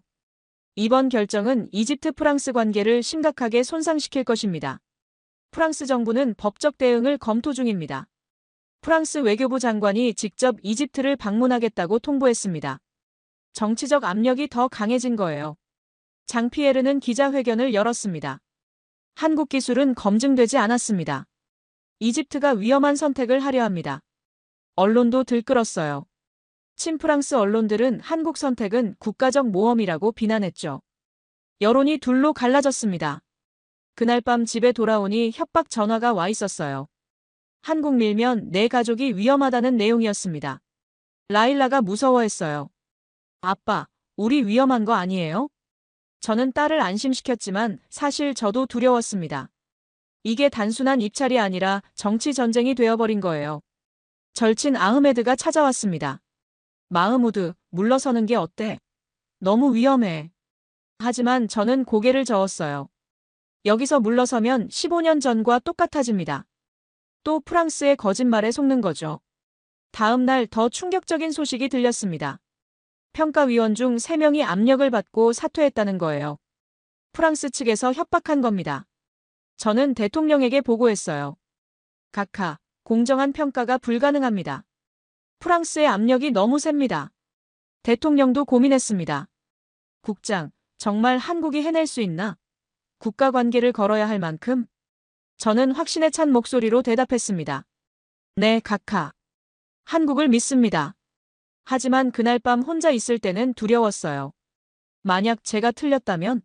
만약 한국이 실패한다면? 이번엔 정말 끝이에요. 절망적인 상황에서 은퇴한 압델 장관을 다시 찾아갔습니다. 압델 장관은 제 이야기를 듣더니 웃으셨어요. 마흐무드, 15년 전 생각나는구나. 그때도 이랬지. 장관님도 이런 압력을 받으셨어요? 당연하지. 큰 결정에는 항상 압력이 따르는 법이야. 중요한 건 내가 옳다고 믿느냐는 거야. 저는 고개를 끄덕였습니다. 믿습니다. 하지만 두렵습니다. 압델 장관이 조언했어요. 그럼 대통령에게 실증을 제안해봐. 한국 팀에게 이집트에서 직접 테스트하게 하는 거야. 그게 가능할까요? 일주일이면 충분해. 카이로 외곽에 테스트 트랙이 있잖아. 거기서 극한 테스트를 해보라고 해. 저는 즉시 김태준에게 연락했습니다. 일주일 안에 이집트에서 실증 가능합니까? 김태준은 잠시 침묵하더니 대답했어요. 솔직히 일주일은 너무 짧습니다. 두바이에서 트램을 가져와야 하고 팀도 재배치해야 하고. 저는 실망했습니다. 역시 불가능한가? 하지만 김태준이 말을 이었어요. 하지만 해보겠습니다. 저희를 믿어주시는데 못할 이유가 없죠. 박서연도 전화로 말했습니다. 국장님, 카이로가 두바이보다 환경이 더 열악하죠? 좋아요. 거기서 성공하면 전 세계 어디서든 가능하다는 증명이 돼요. 이동욱이 덧붙였어요. 팀 전체를 이집트로 옮기겠습니다. 24시간 교대 근무로 일주일 안에 준비하겠습니다. 저는 그들의 열정에 감동받았습니다. 대통령에게 제안했어요. 각하, 한국팀이 일주일 안에 실증하겠다고 합니다. 대통령이 허락했습니다. 좋아. 하지만 조건이 있네. 프랑스와 독일도 참관하게 해. 공정하게. 사흘 후 한국팀이 도착했습니다. 두바이에서 트램 한 대를 가져왔고 엔지니어 20명이 함께 왔어요. 김태준이 말했습니다. 국장님, 사실 이거 무모한 도전입니다. 하지만 저희는 이길 겁니다. 카이로 외곽 테스트 트랙에서 준비가 시작됐습니다. 한국팀은 밤낮 없이 일했어요. 그런데 놀라운 일이 일어났습니다. 이집트 청년 엔지니어들이 자원해서 돕겠다고 나선 거예요. 유세프라는 25살 청년이 말했습니다. 국장님, 저희도 배우고 싶어요. 한국 기술을요. 박서연이 환하게 웃으며 받아들였습니다. 좋아요. 같이 해요. 기술은 나누면 더 강해지니까요. 일주일 동안 한국팀과 이집트 청년들이 함께 일했습니다. 언어는 달랐지만 기술로 소통했어요. 독일 토마스도 참관하러 왔습니다. 그는 한국팀 작업을 보더니 감탄했어요. 이런 속도와 정확성은 처음 봅니다. 테스트 전날 밤이었습니다. 모든 준비가 끝났고 내일 공개 실증이 예정되어 있었어요. 그런데 갑자기 프랑스 측에서 긴급 기자회견을 열었습니다. 장피에르가 폭탄 발언을 한 거예요. 한국 현대로템이 남미에서 품질 문제로 소송을 당했습니다. 또한 동남아에서 납기 지연으로 위약금을 물었습니다. 이런 회사를 믿을 수 있습니까? 언론이 들썩였어요.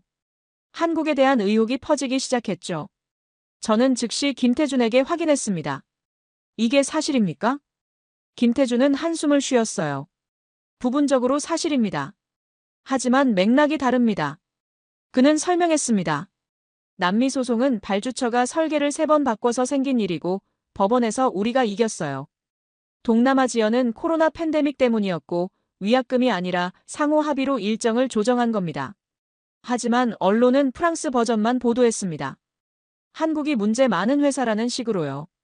대통령실에서 호출이 왔어요. 대통령이 우려하는 표정이었습니다. 국장, 이 의혹들이 사실인가? 저는 김태준에게서 받은 법원 판결문과 계약서들을 보여드렸습니다. 각하, 프랑스가 왜곡한 겁니다. 하지만 대통령도 부담스러워했어요. 내일 테스트에서 실패하면 끝이야. 정말 확신하나? 그때 비서가 급히 들어왔습니다. 각하, UAE 왕세자 전화로부터 영상 메시지가 도착했습니다. 화면에 UAE 왕세자가 나타났어요. 이집트 형제 여러분, 한국 현대로템에 대한 의혹을 들었습니다. 제가 직접 말씀드리죠. 왕세자가 계속 말했습니다. 우리 UAE는 한국에 400조 원을 맡겼습니다. 이유가 뭘까요?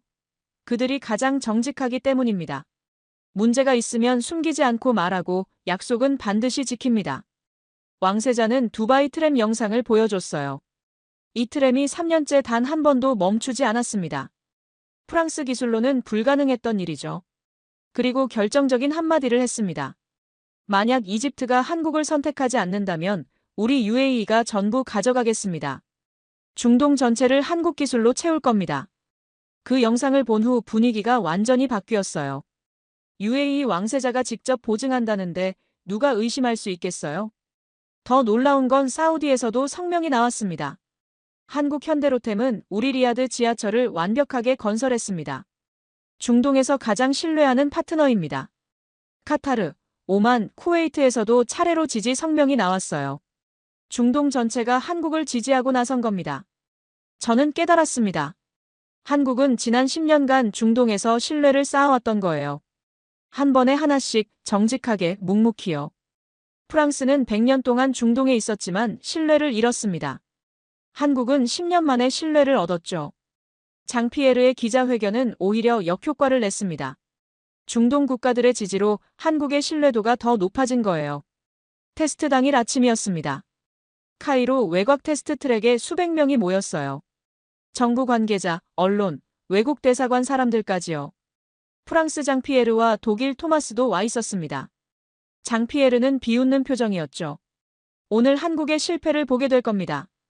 하지만 토마스는 달랐어요. 저는 공정하게 평가하겠습니다. 기술은 거짓말하지 않으니까요. 김태준이 저에게 다가왔습니다. 국장님, 준비됐습니다. 오늘 날씨가 45도 예상이에요. 완벽한 조건이죠. 박서연이 최종 점검을 했습니다. 모든 시스템 정상입니다. 필터 100%, 냉각 시스템 가동 중, 배터리 최적 상태입니다. 이동욱이 보고했어요. 트랙 상태 확인했습니다. 오늘 오후에 모래 폭풍 예보가 있어요. 모래 폭풍이요? 그럼 위험하지 않습니까? 김태준이 웃었습니다.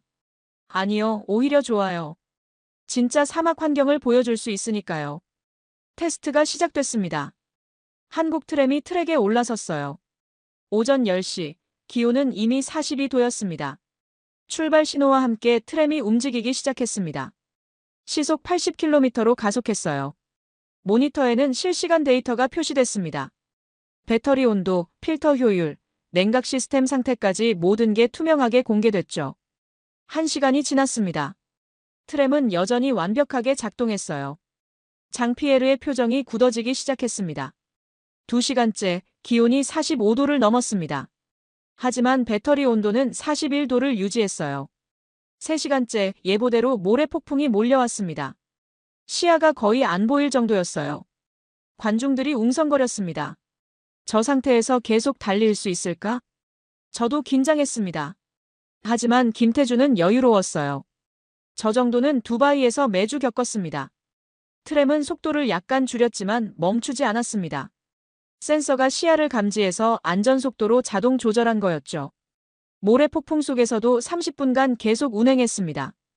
폭풍이 지나가자 트램이 다시 나타났어요. 아무 문제 없이요. 박서연이 필터를 점검했습니다. 효율 93% 유지. 정상 범위입니다. 독일 토마스가 감탄하며 말했어요. 놀랍습니다. 우리 독일 기술로도 저 정도는 안 됩니다. 6시간째 해가 지고 밤이 됐습니다. 사막의 밤은 추워요. 기온이 급격히 떨어졌죠. 이번엔 난방 시스템 테스트였습니다. 영하로 떨어지는 밤 기온에서도 트램 내부는 22도를 유지했어요. 연속 72시간 무정차 테스트가 시작됐습니다. 이집트 국영 TV가 생중계를 했어요. 첫날은 순조로웠습니다.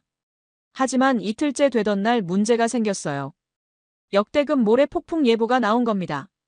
기상청이 경고했습니다. 10년 만에 최악의 모래 폭풍입니다. 모든 야외 활동 중단하십시오. 장피에르가 즉시 항의했어요. 테스트 중단해야 합니다. 안전을 무시할 수 없습니다. 대통령도 우려했습니다. 국장, 사람 목숨이 중요해. 중단하는 게 어떨까? 저도 고민했습니다. 하지만 김태준이 말했어요. 계속하겠습니다. 이게 진짜 이집트 환경입니다. 박서연이 덧붙였죠. 이런 조건에서도 작동해야 진짜 검증입니다. 저희 시스템을 믿습니다. 폭풍이 다가왔습니다. 하늘이 노랗게 변하더니 거대한 모래벽이 밀려왔어요. 순식간에 시야가 제로가 됐습니다. 40m 앞도 안 보였어요. 바람은 시속 100km가 넘었죠. 모니터를 통해서만 트램 상태를 확인할 수 있었습니다. 데이터가 계속 들어왔어요. 필터 1차 효율 85%, 2차 작동 중, 3차 대기 중, 배터리 온도 43도, 냉각 시스템 최대 가동, 속도 시속 40km로 자동 감속. 30분이 지났습니다. 모두가 숨을 죽이고 지켜봤어요. 트램이 보이지 않았지만 데이터는 계속 정상이었습니다. 1시간이 지났습니다. 장피에르가 말했어요. 데이터 조작 아닙니까? 저 상황에서 작동할 리가 없어요. 하지만 독일 토마스가 반박했습니다. 데이터는 제3자 기관이 실시간 검증 중입니다. 조작 불가능해요. 2시간째 폭풍이 더 강해졌습니다. 이제 테스트 트랙 건물도 흔들렸어요. 갑자기 모니터 신호가 끊겼습니다. 정전이었어요. 비상 발전기가 가동됐지만 몇 분간 데이터가 안 들어왔죠. 제 심장이 멎는 줄 알았습니다. 설마 트램이 멈춘 건가? 신호가 다시 들어왔습니다. 트램은 여전히 달리고 있었어요. 아무 문제 없이요. 3시간째 폭풍이 조금씩 약해지기 시작했습니다. 시야가 조금씩 확보됐어요. 그리고 마침내 트램이 보였습니다. 모래를 뒤집어 쓴 채로 하지만 여전히 달리고 있었어요. 환호성이 터졌습니다. 관중들이 박수를 쳤어요. 이집트 사람들이 울었습니다. 72시간이 다 되어갔습니다. 마지막 점검 시간이었어요. 박서연과 이동욱이 트램을 정밀 검사했습니다. 모든 부품을 하나하나 확인했죠. 결과가 나왔습니다. 필터 교체 불필요. 배터리 성능 98% 유지. 모든 시스템 정상. 독일 토마스가 직접 확인했어요. 믿을 수 없습니다. 72시간, 그것도 최악의 폭풍 속에서 무고장이라니. 장피에르는 말문이 막혔습니다. 더 이상 반박할 게 없었거든요. 그날 저녁 최종 평가 회의가 열렸습니다. 새로 구성된 평가위원회였어요. 독일 토마스가 먼저 발언했습니다. 저는 독일 지멘스 대표로 왔지만 솔직히 말하겠습니다. 한국 기술이 우수합니다. 다른 위원들도 동의했어요. 데이터가 명확했으니까요. 하지만 장피에르가 마지막 카드를 꺼냈습니다. 가격은 어떻습니까? 한국이 저렴하다지만 숨겨진 비용이 있을 겁니다. 김태준이 명확하게 대답했어요. 모든 비용을 투명하게 공개했습니다. 숨긴 거 없습니다. 총 비용은 프랑스보다 25% 저렴합니다. 프랑스보다 25%나요? 네, 그리고 생애주기 비용은 절반입니다. 유지보수가 훨씬 저렴하니까요. 대통령이 물었습니다. 그럼 품질은 어떻습니까? 저렴한 대신 품질이 떨어지는 건 아닙니까? 박서연이 대답했죠. 각하, 72시간 테스트가 증명했습니다. 품질은 세계 최고 수준입니다. 투표가 진행됐습니다. 이번엔 달랐어요. 10명 중 9명이 한국을 선택했습니다. 대통령이 최종 결정을 내렸어요. 한국 현대로템을 우선 협상 대상자로 선정한다. 환호성이 터졌습니다. 라일라가 눈물을 흘렸어요. 저도 울컥했습니다. 하지만 장피에르가 일어서며 선언했습니다. 프랑스 정부는 이 결정을 인정할 수 없습니다. 법적 대응하겠습니다. 프랑스 대사가 경고했어요. 이집트 프랑스 관계를 생각하십시오. 무기 수출도 중단될 수 있습니다. 회의실이 조용해졌습니다. 프랑스의 위협이 현실적이었거든요. 대통령이 저를 봤어요. 국장, 이 책임을 질 수 있나? 저는 일어섰습니다. 각하, 15년 전 프랑스는 우리를 속였습니다. 이번에도 위협하고 있습니다. 하지만 한국은 정직했습니다. 저는 정직한 파트너를 선택하겠습니다. 대통령이 고개를 끄덕였어요. 좋아. 나도 그렇게 하겠네. 다음 날 계약 조인식이 열렸습니다. 10조 원 규모의 역사적인 계약이었어요. 김태준과 제가 계약서에 서명했습니다. 악수를 나누는 순간 카메라 플래시가 터졌죠. 하지만 프랑스는 가만히 있지 않았습니다. 그날 저녁 프랑스 외교부 장관이 긴급 성명을 발표했어요. 이집트의 결정은 유감입니다. 프랑스는 모든 외교적, 경제적 수단을 동원할 것입니다. 실제로 프랑스는 압박을 시작했습니다. EU 국가들을 동원해서 이집트에 압력을 넣었죠. 하지만 놀라운 일이 일어났습니다. UAE가 즉시 성명을 냈어요. 이집트의 선택을 전폭 지지합니다. 한국은 중동의 진정한 파트너입니다. 사우디도 동참했습니다. 우리도 한국과 더 많은 프로젝트를 진행할 것입니다. 카타르, 오만, 쿠웨이트, 바레인까지 차례로 지지 성명을 냈어요. 중동 전체가 이집트 편이 된 겁니다. 더 놀라운 건 아프리카 국가들도 관심을 보이기 시작했다는 거예요. 케냐, 나이지리아, 남아공에서 한국 기술 도입을 문의했죠. 프랑스의 압박은 오히려 역효과를 낳았습니다. 개발도상국들이 우리도 한국처럼 할 수 있다며 연대하기 시작한 거예요. 한 달 후 공사가 시작됐습니다. 한국 팀과 이집트 팀이 함께 일했어요. 박서연은 이집트 엔지니어 300명을 한국으로 초청했습니다. 6개월간 기술 연수를 시킨다고 했죠. 유세프도 그중 한 명이었어요. 그는 한국에서 최신 철도 기술을 배워서 돌아왔습니다. 국장님, 한국 사람들은 정말 다릅니다. 기술을 숨기지 않고 전부 가르쳐줬어요. 김태준이 말했어요. 이집트 미래는 이집트 사람들이 만들어야 합니다. 저희는 도울 뿐이에요. 1년 후 첫 노선이 개통됐습니다. 카이로 시내 주요 구간이었어요. 개통식 날 수만 명이 모였습니다. 대통령이 직접 참석했죠. 첫 트램이 출발했습니다. 45도 폭염 속에서도 완벽하게 작동했어요. 승객들이 환호했습니다. 이제 출퇴근이 이 시간에서 40분으로 줄었어요. 경제 효과도 나타났습니다. 교통 체증 감소로 생산성이 20% 올랐어요. 프랑스장 피에르는 조용히 떠났습니다. 이집트에서 더 이상 사업 기회가 없었거든요. 하지만 독일 토마스는 남았어요. 그는 한국 팀과 협력하기로 했습니다. 적이 아니라 파트너가 되겠습니다. 2년 후 전체 노선이 완공됐습니다. 이집트 역사상 최대 규모의 철도 프로젝트였어요. 완공 기념식에 중동 국가 정상들이 모였습니다. UAE, 사우디, 카타르 대통령들이 직접 왔죠. UAE 대통령이 연설했어요. 이집트가 증명했습니다. 아시아와 중동이 함께하면 무엇이든 가능하다는 것을요. 사우디 국왕도 말했습니다. 우리도 한국과 더 큰 프로젝트를 시작합니다. 이집트 성공이 우리에게 용기를 줬습니다. 이집트 대통령이 저를 단상으로 불렀어요. 마흐무드 국장이 없었다면 불가능했습니다. 저는 연설했습니다. 15년 전 저는 실패했습니다. 거짓말을 믿었기 때문이죠. 하지만 이번엔 정직을 믿었습니다. 한국의 정직이 이집트를 바꿨습니다. 김태준, 박서연, 이동욱이 무대에 올랐어요. 대통령이 그들에게 훈장을 수여했습니다. 김태준이 소감을 밝혔습니다. 저희는 단순히 철도를 만든 게 아닙니다. 이집트와 한국의 우정을 만들었습니다. 박서연이 덧붙였죠. 10년간 사막을 연구한 보람이 있습니다. 이집트 사람들의 웃음을 볼 수 있어서요. 이동욱도 말했어요. 3년간 가족과 떨어져 있었지만 후회 없습니다. 이집트가 제 제2의 고향입니다. 관중석에서 라일라가 눈물을 흘렸어요. 딸은 이제 한국어 전공 대학생이 됐습니다. 한지우라는 한국무역협회 직원과 친구가 됐죠. 그녀를 통해 한국 문화를 더 배웠어요. 라일라가 무대로 올라와 한국어로 말했습니다. 감사합니다, 한국. 제 아버지에게 다시 꿈을 주셔서요. 관중들이 박수를 쳤습니다. 이집트 사람들이 한국 국기를 흔들었어요. 그날 저녁 한국팀과 작별 만찬을 가졌습니다. 그들은 다음 프로젝트를 위해 떠나야 했어요. 김태준이 말했습니다.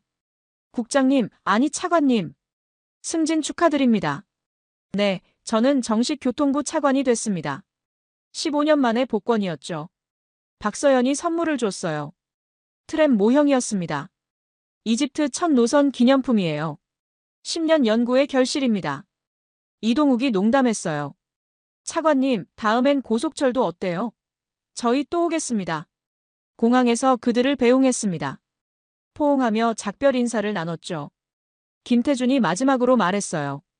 차관님이 저희를 믿어줘서 가능했습니다. 정직이 이긴 거예요. 비행기가 떠나는 걸 보며 저는 생각했습니다. 15년 전의 악몽이 오늘의 꿈이 됐구나. 3년 후 저는 아프리카 철도 장관 회의에 초청받았습니다. 케냐, 나이지리아, 남아공, 에티오피아 등 20개국 장관들이 모였어요. 케냐 장관이 물었습니다. 이집트는 어떻게 성공했습니까? 비결이 뭡니까? 저는 대답했어요. 정직한 파트너를 선택했습니다. 한국이었죠. 나이지리아 장관이 말했습니다. 저희도 한국과 협상 중입니다. 이집트 사례가 큰 도움이 됐어요. 남아공 장관도 덧붙였죠. 한국은 기술만 파는 게 아니라 기술 이전까지 해줍니다. 이게 큰 차이예요. 회의 후 저는 유세프와 통화했습니다. 그는 이제 이집트 철도 공사 기술이사가 됐어요. 차관님, 저희가 케냐 프로젝트 자문을 맡았습니다. 한국에서 배운 기술을 아프리카에 전수하는 거예요. 정말요? 이집트가 다른 나라를 돕는다고요? 네, 한국처럼요. 기술은 나누면 더 강해진다고 박서연 박사님이 가르쳐줬잖아요. 저는 감동받았습니다. 선순환이 시작된 거예요. 한국이 이집트를 도왔고 이제 이집트가 아프리카를 돕는 거죠. 라일라는 한국 대학 교환학생으로 갔습니다. 서울에서 철도 공학을 공부하고 있어요. 딸에게서 영상 통화가 왔습니다. 아빠, 여기 박서연 박사님 연구실이에요. 화면에 박서연이 나타났어요. 차관님, 따님이 정말 열심히 합니다. 미래의 이집트 철도를 이끌 인재예요. 김철수 멘토도 화면에 나타났습니다. 70살이 넘었지만 여전히 학생들을 가르치고 있었어요. 차관님, 라일라가 이집트로 돌아가면 큰일 날 겁니다. 기술과 마음을 다 배웠으니까요. 1년 후 라일라가 돌아왔습니다. 한국어도 유창해졌고 기술도 배웠어요. 딸이 말했습니다. 아빠, 제가 이집트 청년들을 가르치고 싶어요. 한국처럼요. 라일라는 이집트 철도 아카데미를 만들었습니다. 젊은 엔지니어들을 교육하는 곳이었죠. 박서연이 자문을 해줬어요. 한국 커리큘럼을 이집트에 맞게 조정했습니다. 2년 후 첫 졸업생이 나왔어요. 100명의 젊은 엔지니어들이었습니다. 그들은 중동과 아프리카로 퍼져나갔습니다. 이집트 기술을 전파하는 사절단이 된 거예요. 5년 후 이집트는 중동철도 허브가 됐습니다. 카이로에 중동철도 연구소가 생겼어요. 한국, 이집트, UAE가 공동으로 운영했죠. 연구소장은 유세프가 맡았습니다. 한국에서 박사 학위를 받고 돌아온 그는 30대의 연구소장이 됐어요. 개소식에 김태준, 박서연, 이동욱이 다시 왔습니다. 5년 만에 재회였어요. 김태준은 이제 머리가 희끗희끗했습니다. 차관님, 그때 차관님이 저희를 믿어주신 게 전환점이었어요. 박서연은 여전히 열정적이었어요. 이제 사막기술은 이집트가 세계 최고예요. 저희가 배우러 와야 할 정도죠. 이동욱은 가족과 함께 왔습니다. 차관님, 제 딸이 이제 대학생이에요. 이집트에서 공부하고 싶대요. 정말요? 한국 학생이 이집트에서요? 네, 이제는 이집트가 선진국이잖아요. 철도 기술에서만큼은요. 그 말에 저는 뭉클했습니다. 10년 전만 해도 이집트는 후진국 취급받았는데 이제는 한국 학생들이 배우러 오는 나라가 됐어요. 프랑스에서도 변화가 있었습니다. 새로운 CEO가 부임한 알스톰이 협력을 제안해 왔어요. 과거를 사과합니다. 이제는 이집트와 정직하게 일하고 싶습니다. 저는 받아들였습니다. 적이 아니라 파트너로요. 한국처럼. 프랑스 팀이 이집트에 왔을 때 놀랐습니다. 이집트 기술이 프랑스보다 앞서 있었거든요. 프랑스 엔지니어가 말했어요. 10년 전 우리가 교만했습니다. 기술은 국적이 아니라 노력으로 결정된다는 걸 배웠어요. 하산 전 차관의 소식도 들었습니다. 징역 5년을 살고 출소했다고 해요. 그가 저를 찾아왔습니다. 많이 늙어 있었어요. 마흐무드, 자네가 옳았어. 내가 탐욕에 눈이 멀었지. 저는 그를 용서했습니다. 차관님도 피해자였어요. 프랑스의 뇌물이 문제였죠. 하산이 물었어요. 자네는 왜 한국을 믿었나? 그때 모두가 반대했는데. 정직이 보였어요. 김태준의 눈빛에서, 박서연의 열정에서, 이동욱의 성실함에서요. 절친 아흐메드는 건설부 장관이 됐습니다. 그도 한국과 대형 프로젝트를 진행 중이었어요. 마흐무드, 자네가 길을 열었어. 이제 이집트 한국 협력이 모든 분야로 확대됐어. 경제, 문화, 교육, 국방까지 양국 관계가 전방위로 발전했습니다. 10년 후 저는 교통부 장관이 됐습니다. 첫 공식 방문지로 한국을 선택했어요. 서울에서 환영식이 열렸습니다. 김태준은 이제 현대로템 회장이 됐습니다. 장관님, 10년 만에 뵙네요. 박서연은 카이스트 교수가 됐어요. 장관님, 라일라가 제 연구실에서 박사과정 밟고 있어요. 이동욱은 한국철도공사 사장이 됐습니다. 장관님 덕분에 제 인생이 바뀌었어요. 한국 대통령을 예방했습니다. 대통령이 말했어요. 장관님이 10년 전 결정이 한국-이집트 관계의 전환점이었습니다. 감사합니다. 저는 대답했습니다. 한국의 정직이 이집트를 변화시켰습니다. 감사는 제가 드려야죠. 서울 거리를 걸었습니다. 깨끗하고 질서정연한 도시였어요. 지하철을 탔습니다. 정확하고 조용했죠. 이게 한국의 힘이구나 싶었어요. 라일라를 만났습니다. 딸은 이제 32살의 훌륭한 과학자가 됐어요. 아빠, 제가 새로운 냉각 시스템을 개발했어요. 박서연 교수님보다 더 효율적이에요. 정말? 내가? 네, 이집트 사막이 최고의 실험실이었어요. 10년간의 데이터로 완전히 새로운 걸 만들었어요. 라일라의 연구는 세계적으로 인정받았습니다. 한국과 이집트 공동 특허였어요. 딸이 말했습니다. 아빠가 10년 전 한국을 믿은 것처럼 저도 제 연구를 믿었어요. 한국 방문 마지막 날 김태준과 저녁을 먹었습니다. 장관님, 10년 전 그때 기억나세요? 차관님이 두바이까지 오셨을 때요. 어떻게 있겠어요? 제 인생의 전환점이었죠. 김태준이 고백했어요. 사실 저희도 떨렸어요. 이집트는 저희한테도 큰 도전이었거든요. 하지만 해냈잖아요. 장관님이 믿어주셨으니까요. 믿음이 기적을 만들었어요. 귀국길 비행기 안에서 저는 생각했습니다. 10년 전 두바이 가던 비행기에서의 두려움이 떠올랐어요. 그때는 트라우마와 싸우고 있었죠. 15년 전 실패가 저를 짓누르고 있었어요. 하지만 한국을 만나면서 모든 게 바뀌었습니다. 트라우마를 극복하고 새로운 미래를 열었어요. 이집트에 도착하니 공항에 군중이 모여 있었습니다. 환영 인파였어요. 장관님, 한국 방문 어떠셨어요? 한국과 더 큰 프로젝트 하실 거죠? 저는 웃으며 대답했습니다. 물론이죠. 우리의 진정한 친구니까요. 3년 후 UN 교통포럼에 연사로 초청받았습니다. 뉴욕 본부에서 열린 국제회의였어요. 전 세계 교통부 장관들이 모였습니다. 유럽, 아시아, 아프리카, 남미 모든 대륙에서 왔죠.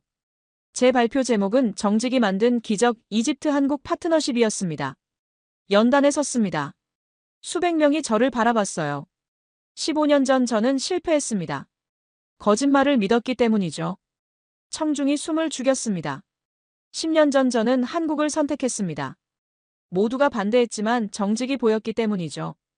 화면에 이집트 철도 영상이 나왔습니다. 깨끗하고 빠른 트램들이 사막을 달리고 있었어요. 한국 기술이 이집트를 바꿨습니다. 하지만 진짜 배운 건 기술이 아니었습니다. 뭘 배웠냐고 청중이 물었습니다. 정직과 협력이었습니다. 한국은 문제를 숨기지 않고 함께 해결했어요. 기술을 독점하지 않고 나눴죠. 김태준, 박서연, 이동욱이 객석에 앉아 있었습니다. 그들도 패널로 초청받았어요. 박서연이 발표했습니다. 저는 10년을 사막에서 살았습니다. 이집트 엔지니어들과 함께요. 그들이 이제 세계 최고예요. 이동욱이 덧붙였죠. 기술 이전이 핵심입니다. 물고기를 주는 게 아니라 낚시를 가르치는 거죠. 라일라도 발표자로 나왔습니다. 딸의 냉각 시스템 연구가 세계적으로 인정받았거든요. 저는 한국에서 배웠습니다. 완벽주의, 정직, 열정을요. 그걸 이집트 사막에서 꽃피웠어요. 청중이 기립박수를 쳤습니다. 유세프도 화상으로 참여했어요. 중동철도 연구소에서요. 이집트는 이제 아프리카 15개국에 기술을 전수하고 있습니다. 한국처럼요. 회의 후 각국 장관들이 저를 찾아왔습니다. 이집트 모델을 배우고 싶습니다. 한국과 어떻게 협력했는지 알려주세요. 저는 모두에게 같은 대답을 했어요. 정직한 파트너를 찾으세요. 그리고 믿으세요. 그날 저녁 한국팀과 마지막 만찬을 가졌습니다. 김태준이 말했습니다. 장관님, 우리 15년 됐네요. 처음 만난 게. 세월이 참 빠르죠. 박서연이 웃었어요. 저 이제 50이에요. 머리도 희끗희끗하고요. 하지만 아직도 사막 연구해요. 이동욱도 말했죠. 제 딸이 이집트에서 일하고 있어요. 장관님 따님 연구실에서요. 라일라가 미소 지었습니다. 이동욱 사장님 따님 정말 훌륭해요. 한국인의 성실함이 보여요. 마지막 건배를 들었습니다. 한국과 이집트의 우정에, 정직이 만든 기적에. 다음 날 뉴욕 타임스 일면에 기사가 났습니다. 이집트 한국 모델, 새로운 국제 협력의 표준. 기사는 이렇게 끝났어요. 15년 전 실패한 공무원 마흐무드는 이제 세계가 배우는 리더가 됐다. 한국 기술이 이집트를 바꿨고 이집트는 아프리카를 바꾸고 있다. 정직이 만든 기적이다. 카이로 하늘을 한국 트램이 달립니다. 300만 명이 매일 이용해요. 사막에도 철로가 놓였습니다. 한때 불모지였던 곳에 도시가 생겼어요. 이집트 청년들이 세계로 퍼져나갑니다. 한국에서 배운 기술과 정신으로요. 그리고 저는 매일 아침 사무실 창문으로 트램을 봅니다. 15년 전의 악몽이 아니라 10년 전의 꿈을요. 한국이 증명했습니다. 정직이 최고의 기술이라는 것을요. 그리고 저도 증명했습니다. 다시 일어설 수 있다는 것을요.